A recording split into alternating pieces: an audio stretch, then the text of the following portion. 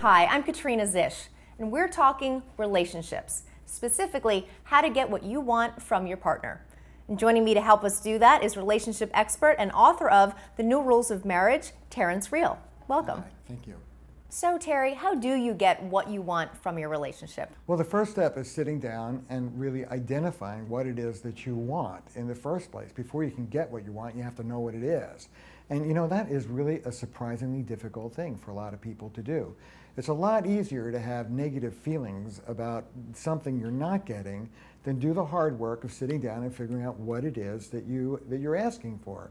So step one is grab a piece of paper, grab a pencil, sit down somewhere quiet, and go through this drill. Start off with your feelings. Okay, I'm upset, I'm hurt, I'm angry. Why? What is it that's upsetting me, or what is it that's saying? What am I missing that I need? And then go from the negative to the positive. What can my partner give me that would be the thing that I'm upset about not having? Maybe it's more patience, maybe it's more appreciation, maybe it's more responsibility. So turn it from a negative to a positive. And then take that positive and break it down to specific behaviors. It's not enough to say, I would like you to be more romantic.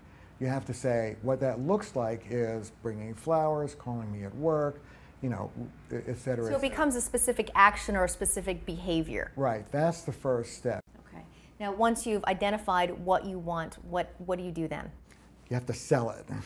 It's your responsibility to figure out when, where, how you're going to put this out to your partner. Would you actually want to go ahead and set a specific date and time with your partner? It always helps to have a contract.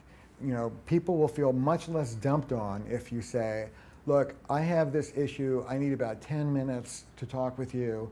When would that be good for you? Also, particularly if you're talking to a guy, that limit of 10 minutes is very reassuring.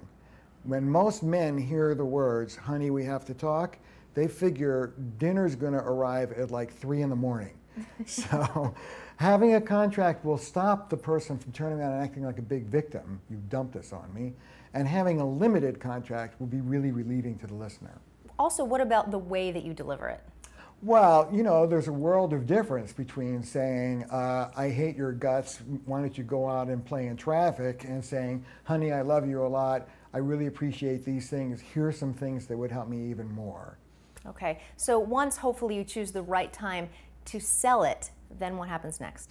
Well, this is the revolutionary new move. You actually help him succeed. I want you to succeed because I love you, and also I want to get what I want. Give me an example of a situation where you could actually help your partner. Well, let's say your partner has difficulty being responsible, so they keep showing up late, okay? And then I say to you, look, this is my issue, you know, blah, blah, blah. I can't deal with the fact that we show up 15, 20 minutes late.